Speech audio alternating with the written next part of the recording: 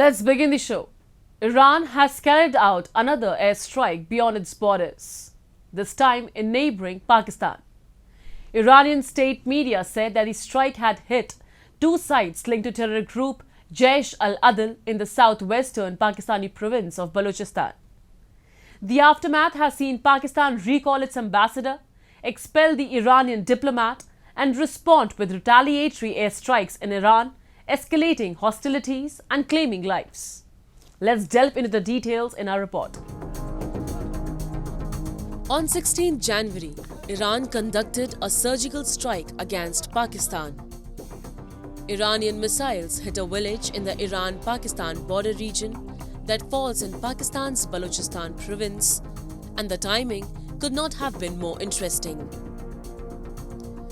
Recently, Pakistan caretaker Prime Minister Anwar-ul-Haq Kakar and the Foreign Minister of Iran met in Davos on the sidelines of the World Economic Forum, and just hours after the handshake in Davos, Iran attacked Pakistan.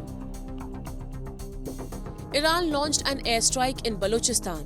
The target was a terrorist group, Jaish-AL-Adal, also known as the Army of Justice. The group is an ethnic Baloch Sunni Muslim militant that has carried out attacks on Iranian security forces in the border region with Pakistan. The operation was conducted by IRGC, which is Iran's Revolutionary Guard Corps, the armed force of the Iranian regime. کشور همسایه، دوست و برادر ما پاکستان مورد هدف پهپاد و موشک‌های ایران نبودند.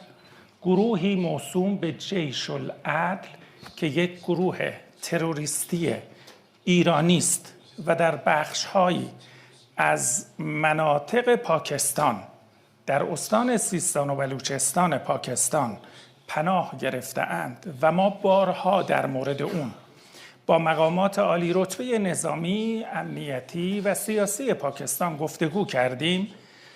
عملیات‌هایی رو در روزهای گذشته در ایران انجام دادند. پاسخ ما روی تروریست‌های ایرانی در داخل خاک پاکستان هست. من قبل از این گفتگو با همکارم وزیر خارجه محترم پاکستان در این خصوص گفتگو کردم. ما به حاکمیت و تمامیت ارضی پاکستان احترام می‌گذاریم، به حاکمیت و تمامیت ارضی عراق احترام می‌گذاریم، اما اجازه نمی‌دهیم که امنیت ملی کشورمون رو به بازی بگیرند.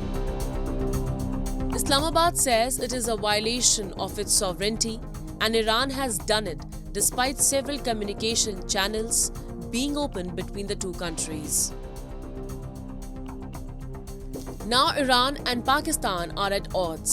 Pakistan has recalled its ambassador to Iran and has asked Iran to not send the Iranian envoy. The Iranian diplomat has been expelled. Pakistan reserves the right to respond to this illegal act, and the responsibility for the consequences will lie squarely with Iran. We have conveyed this message to the government of Iran. We have also informed them that Pakistan has decided to recall its ambassador from Iran, and that the Iranian ambassador to Pakistan, who is currently visiting Iran, may not return for the time being. We have also decided to suspend all high-level visits which were ongoing or were planned between Pakistan and Iran in the coming days. Also, in response to the Iran airstrikes, Pakistan launched retaliatory airstrikes in Iran, allegedly targeting terror hideouts in Iran. This morning, Pakistan undertook a series of highly coordinated and specifically targeted precision military strikes against terrorist hideouts in Sistan-o-Balochistan province of Iran. A number of terrorists were killed during the intelligence-based operation codenamed Margbar Sarmachar. The attack killed at least 9 people and further raised tensions between the neighboring nations. دریافتی این است که 4 زن، 4 کودک، 3 زن و 2 مرد که اینها اتباع خارجی بودن در واقع در اون انفجاری که در روستایی که 3-4 کیلومتری مرز ایران هست اتفاق افتاده اینها کشته شدند. The tit-for-tat attacks appeared to target 2 Baloch militant groups with similar separatist goals on both sides of the Iran-Pakistan border. However, the two countries have accused each other of providing safe haven to the groups in their respective territories. According to media reports, the attack by the Iranian military was a retaliatory response to the death of 11 Iranian police force members, who were killed by the notorious Sunni terror group Jaish-AL-Adal. Pakistan's terror group pose a threat not just to India but also to the region and the world, and that includes Iran.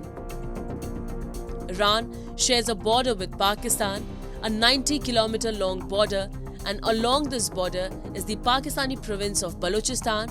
That's where Iran conducted airstrikes.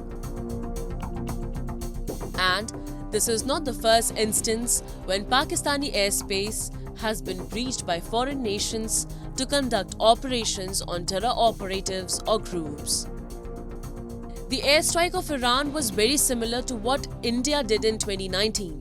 The surgical strikes in Balakot, those were in retaliation to the Pulwama terrorist attack, a suicide attack which killed 40 Indian security personnel. And also to what US did in 2011. The US, under former President Barack Obama, carried out a daring operation to take out Al-Qaeda founder Osama bin Laden. The Navy SEAL commandos went deep inside the Pakistani territory in the city of Abbottabad and carried out the operation.